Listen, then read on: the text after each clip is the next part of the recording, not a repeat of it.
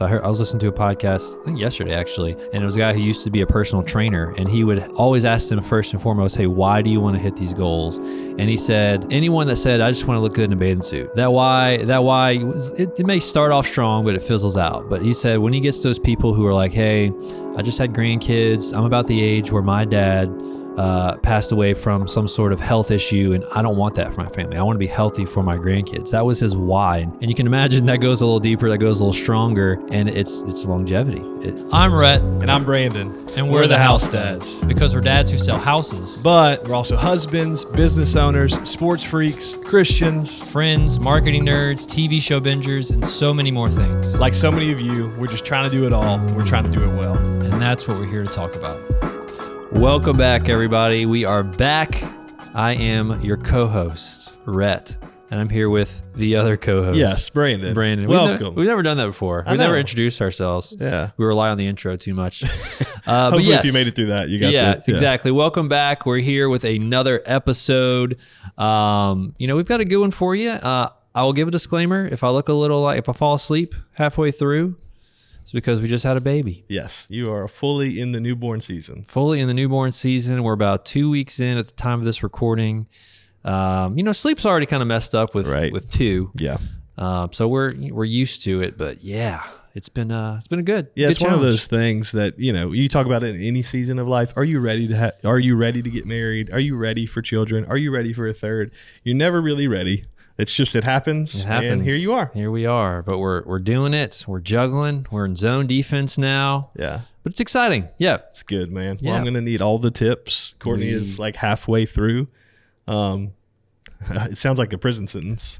I guess she's halfway through. She said demise. She said, "I'm always halfway right now." I'm like, "Oh my gosh, it's crazy how quick it happens." But I think the last part of being pregnant drags on. Oh, it's so long. Yeah, so that's going to take as if I'm the one holding the baby. Yeah. And it's kind of cruel, but Brandy's, her emotions are running heavy right now. Sure. So every once in a while, I'll hold him and I'll say, "This is the smallest he'll ever be," and she starts crying. Oh my gosh, that's brutal. Yeah, that's pretty cruel, but that's nice. That's nice. Yeah, it's been really sweet. Yeah. But either way, baby's here. We're also here. You're our baby. We want to give you some valuable nutrients in a podcast form. Yes. Right? Yeah. I hope you guys have been enjoying these guest episodes.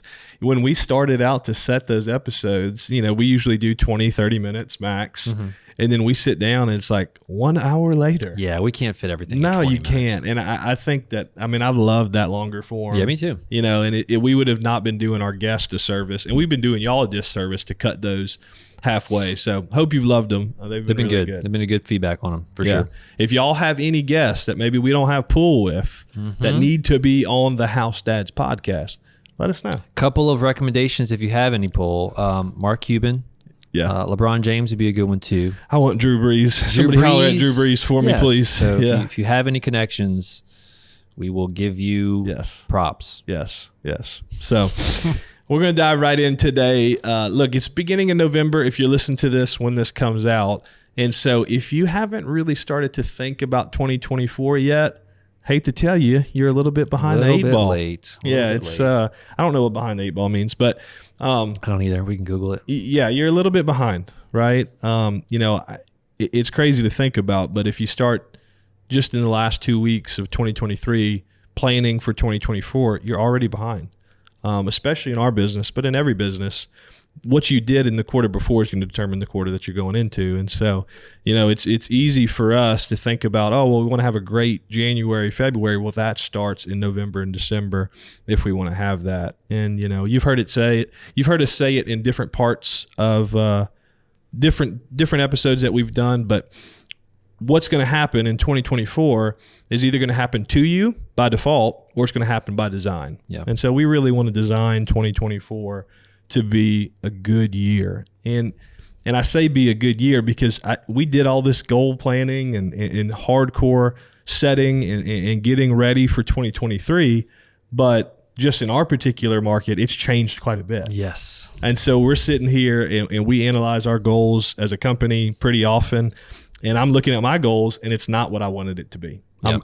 Unless something crazy happens, I'm probably going to be behind the goal that I set for myself. But it's important to know, and we'll talk about this throughout the rest of the episode, that the market as a whole for us is down 27% year over year, but I'm 7% down on my goal. Yeah. So actually, awesome. In context, I'm doing all right. Yeah, you're doing all right, man. But that's different dynamics that we'll kind of talk about today. Some of those things are out of your control, but you still got to, at the very least, design some type of plan, design some type of goals. That's what we'll be talking about today. Yeah. And circling back, behind the 8 ball, it's a term referring to the game of pool, meaning in an unfavorable or uncomfortable position. Okay. You don't want to be behind the 8 ball. You don't want to be unfavorable or in an uncomfortable position. No, it's time to start planning now. Yes, and as Brandon said, I don't want to leave him hanging and thinking he's down in his business. I am in direct correlation, it seems like, with the business, and I'm down about 20%. Oh, thank you, man. So you're winning. No. But I set a lofty goal, and when we did set our goals, we had no idea what was in store for our market, and we were getting a little taste of it. Sure.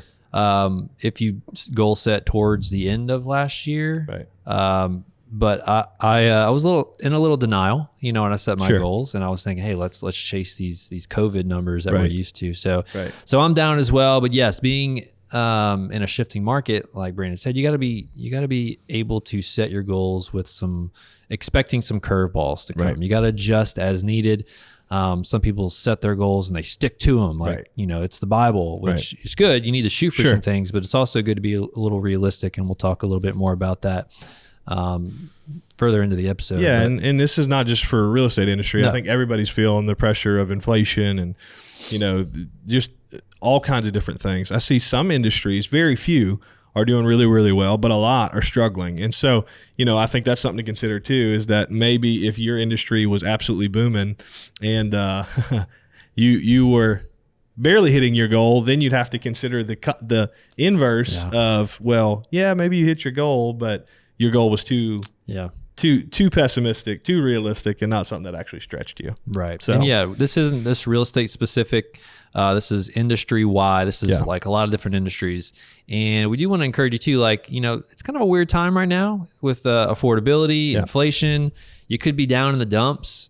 So hopefully, if you're like me, goal setting can be kind of like a little spark to get you going. It's a reset. Yeah, it's a reset. And I will say though, there's a lot of people that knock the term goal and they don't like to goal set. They think it's just this cheesy thing. And some people are over the top and they say it's not a goal, it's a commitment. Right. You got to make commitments, not goals, because you're whatever. Yeah. But whatever you want to call it, however you perceive it, I love to goal set and cast vision. There's something about that, that 1-1. Yeah. It's all right, this is a new year, a new beginning. Yeah. But there's some people that knock it, and if you're one of those people that says, all right, what's the point of it? Why do I need to do it? We got you. We want to cast a vision on why you should be goal setting. Right. And I think the issue is, and I think a lot of people, why they struggle with setting goals is twofold. The first thing is, I think that they think it's not like authentic growth. Yeah. It's like, okay, I'm just trying to hit this goal. That's why I need to make it a commitment. But we've talked a lot about it, that I don't think that growth is always just up and to the right. Right. That it is in kind of spurts and things like that. So those goals help as stay in between the two ditches and on the road to what you want to achieve and how you want to achieve it. Right. I think one of the other reasons that people don't like setting goals, or they're like, oh, I want to change the name of it. It's because they've set goals before and not hit them. Yeah. And so they don't want to look themselves in the mirror and say that they didn't hit them. Yeah. I think that's probably the biggest reason people don't set goals. I mean, there's been plenty of times where in my business, I didn't hit a goal, or even more than that, it's probably been in my personal life. Like, hey, I was going to work out this many times every week. This is how many times I'd go to the gym, or how much weight I'd want to lose. Right. Then when you don't hit those goals, or when you stop even trying to hit those goals after a month in, you're like, I'm not going to do that again. Yeah. It's a repetitious quote unquote failure that they feel like, all right, what's the point? Yeah. And I think a lot of it's mindset too. People that are active in having a positive mindset, an abundance mindset, it's pretty easy to goal set because you just want to grow and just continue to progress. But some people that just don't really adapt to that person or that mindset, it's like, all right, what's the point? Yeah. Why do I need to do this? Right. So, Well, we're going to get into a little bit more of the how we actually set goals or how we'd recommend you set goals. But first thing is determine why. Yep. Right. And so, I think a lot of people don't do these goals because, or don't set goals because they've done them before and not hit them. But I think if you don't have goals or whatever you want to call them, we're going to use them goals. Say goals for the rest of this goals, all right. episode is that you need them for direction and purpose. Yeah. Otherwise, without a goal, without a target, you're just kind of wandering around aimlessly. And I think those goals provide a clear sense of direction. Mm-hmm. And, you talked about how you love that vision casting. Right. Right. And without that vision helps you determine that goal. You're kind of wandering aimlessly. So you really need to set these goals for direction and purpose. It's a big deal. Yep. Another reason would be motivation and focus. And that kind of goes with direction and purpose. But like you said, you don't want to wake up just winging it. Right. You need something you need to be focused on. And when you have those goals actually set, written down, they're specific, and we'll get more into what they should look like, then you're going to be motivated. Like, I'm not motivated. Sometimes if I don't have any appointments set during the day, I'm like, all right, I know I got to do something, but I'm not very motivated to do it. But if you have a direct purpose of what you should be doing, you're going to be more motivated and you're going to be focused. Just as this lawn guy outside is focused on his grass. I can hear that. He's got a purpose. That's going to be you if you set your goals. Yeah, and it helps you, like that motivation and focus. When you have goals in place, it helps you determine what you need to say yes to and what you need to say no to. Yep. It's like, if that's not directly tied to me achieving my goal, then I don't need to say no to. I don't need to say yes to that. I need to say no to that. And it also helps, if you have goals, it helps you measure. Yeah. Right. Kind of helps. It's that look in the mirror of saying, like, it's easy when your goal is losing weight. Right. You step on the scale, that tells you how you're doing in your progress. Measuring, yes. Right. But if you don't have goals for your business, if you don't have goals for other areas of your life, you really can't measure how well you're doing. So having goals allows you to have a measurable process. Yeah. Am I growing? Am I changing?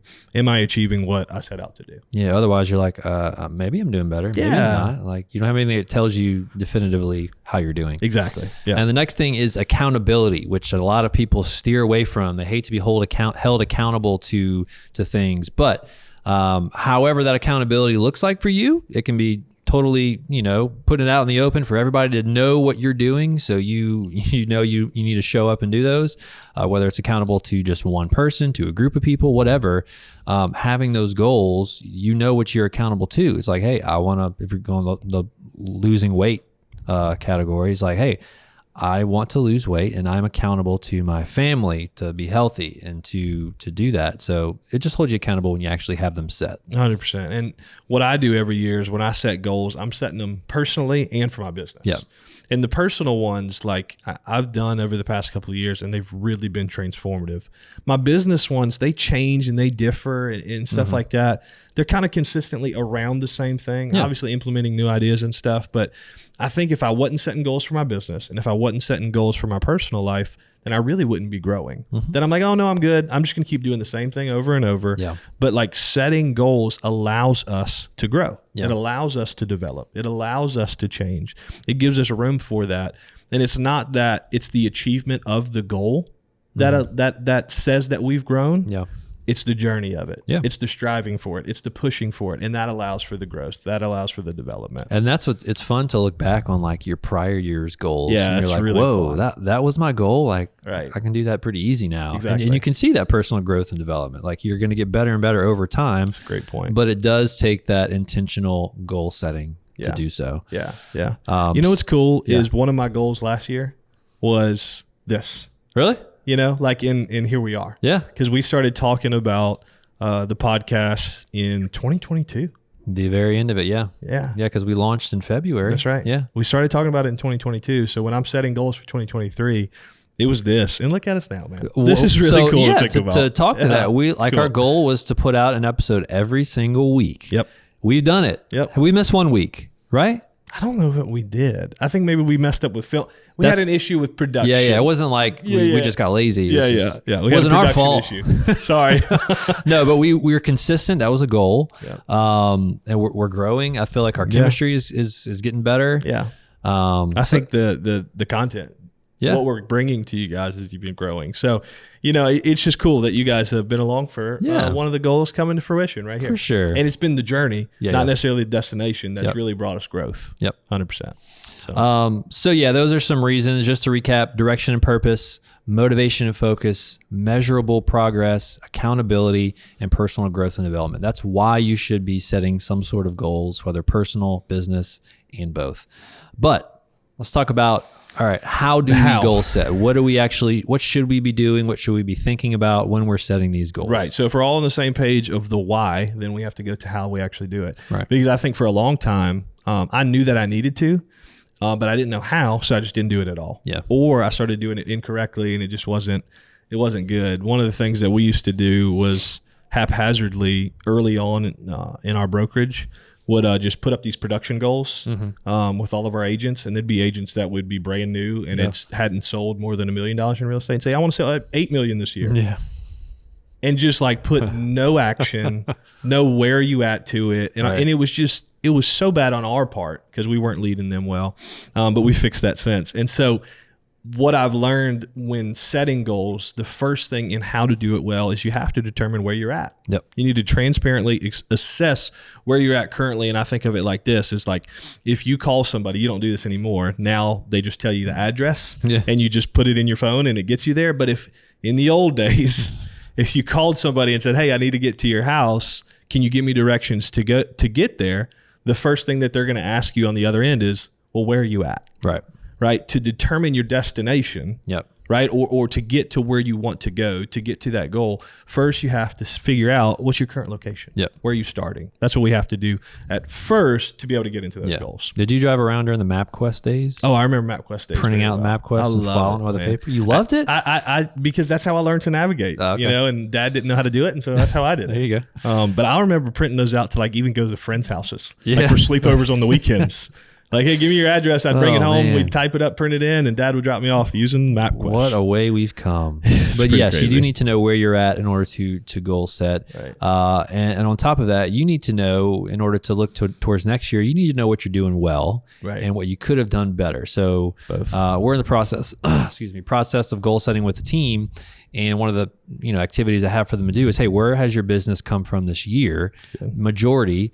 And that's probably what you need to dig into a little more this next year. Don't just abandon it. Like, you were doing well with it, obviously. So let's continue to feed that lead pillar. And then we need to talk about, hey, what could you have done better? What are you not getting business from that you're trying to get business from? Should you cut that off? Should you improve it? But you need to be attentive to what you've done well and what you need to improve on to goal set for the next year. It's good. Yeah. It's not just evaluating, hey, this past year I did good in these areas. What did you not do well? And so you got to evaluate both. And so you got to so the first step would be to determine where you're at. Mm-hmm. The second thing would be, why are you going to set the goals for the next year? Right. I think one of the biggest things that I heard last year when setting goals for 2023, and it's going to carry me from when I set goals all the way, is that like the key to growth, and it's something we've talked about, is vision. Right. If you can't establish why you want to do what you want to do, then you don't have any vision. Right. It's the vision that motivates and fuels the why. And so it's the vision that should fuel your goals. And so, I think that this is something that we get afraid of, is when we're setting goals, we think about what we need and we're like, oh no, it's not about that. It's more about what we want. No, need necessitates growth. Yeah. Like, there's certain things that I'm like, you know what? I need to produce this for my family. I need to do this to create. Now, obviously, rely on the Lord to continue to provide, because He does. But like, I'm going to take the natural steps to put this plan into practice, this vision that God has birthed inside of me. So like, what do you need to accomplish in 2024? Yeah. Right. And I think it's a biblical concept. Proverbs 21:5, it says, the plans of the diligent lead surely to abundance, but everyone who's hasty comes only to poverty. So if you're just going around, like I said, and just thinking things are going to happen by default and not by design, right, then it's not going to lead to a place of abundance. It's going to lead to a place of poverty. So first, determine where you're at. Second, you have to have that vision, and that vision is directly tied to the why. Yep. So really spend some time, more than anything, writing down the specific measurables. Why? and the vision, man, that takes, I think, would you agree that probably takes the most of the time? Yes. Like what you want it to look like. Yeah. And then you tie the details to it. Yeah. It's your foundation before you start building your business, right? Yeah. So, and knowing your why, it's what wakes you up in the morning. It's like, hey, when you don't want to hit snooze, you need to say, hey, why am I doing this? I was listening to a podcast, I think yesterday actually, and it was a guy who used to be a personal trainer, and he would always ask them first and foremost, hey, why do you want to hit these goals? Yeah. And he said, anyone that said, I just want to look good in a bathing suit, that why it may start off strong, but it fizzles out. But 100%. He said when he gets those people who are like, hey, I just had grandkids, I'm about the age where my dad passed away from some sort of health issue, and I don't want that for my family. I want to be healthy for my grandkids. That was his why. And you can imagine that goes a little deeper, that goes a little stronger, and it's longevity. Dude, that hits deep, because that's exactly what it was for me. Is in high school and college, I was obviously really involved in a lot of different things, and especially sports and stuff. So I stayed in decent shape. And I got married and started having kids. Did not see the inside of a gym. Yeah. I never liked running. I never liked any of that different stuff. I did it because I had to. Right. Or I did it because it's just what I was doing. And so I put on a lot of weight, just wasn't healthy. And, in high school, it's a funny thing. The only time I'd go to the doctors for physicals before, season. And every time the doctor would be like, oh, your blood pressure's a little high. And we would chalk it up to, I'll never forget one time, the night before we had just drove back from Gulf Shores, and we'd just eaten at Hooters, and I'd eaten a bunch of wings. And she was like, what have you been eating? I said, well, I just did this the night before. She said, oh, that's what it is. And we just chalked it off. Then when I got a little bit older, my biological dad, he died. He passed away. He had some health issues. My grandmother, she just has high blood pressure and stuff like that too. And when my biological dad passed away and I heard some of his health issues and things like that, it started to I need to get in control of my health. Yeah. And so I started going to my primary care, and she's like, hey, look, you got high blood pressure. I'm 27 at the time. Yeah. I'm like, bro, I'm 27. Right. And is a different doctor at the time, but he was like, it's better to be on high blood pressure medicine now at 27 than have a stroke at 40. Yeah. And he's like, hey, it's hereditary. And he said, but it ain't going to help if you make some changes in your diet and work it out. And since then, it's been consistent and changed because of the why. Yep. I always wanted to do it. Yeah. And I'd talk about it at the beginning of the year. We're going to eat healthier. We're going to do better. But it's like, no, until I had that why that was big enough, attached to a vision, not just I want to look good like I do today. Yeah, exactly. It's I just wanted to do it.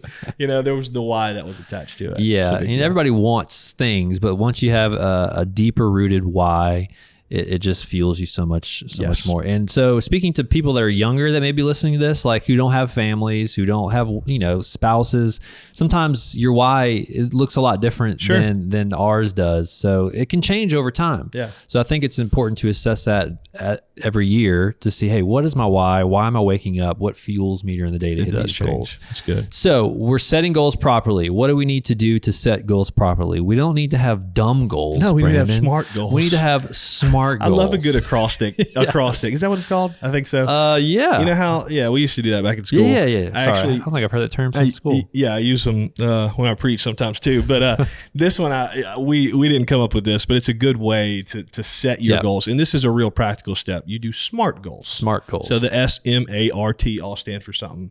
So the S and the M, the first two, they really go together. But your goals have to be specific and they have to be measurable. And the reason that those two go together is, what I mean by specific is, if you want to if you're in a client-facing business where you're calling leads and you just want to say, I want to get better this year at calling leads. That's not specific. I want to do more business. Yeah, I want to do more business. It's not specific if it's not measurable. Yeah. And if it's not measurable, it's not specific enough. And so the same thing was like, I want to eat better.